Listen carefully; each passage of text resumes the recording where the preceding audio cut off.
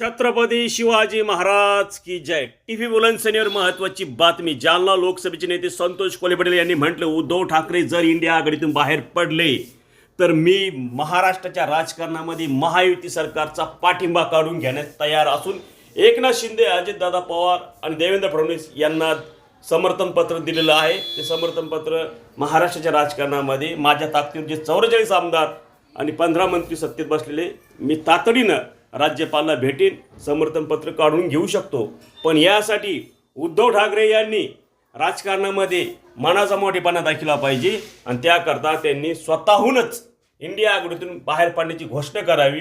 नंतरच बुलंद सेना आणि शिवसेनाची युती होईल.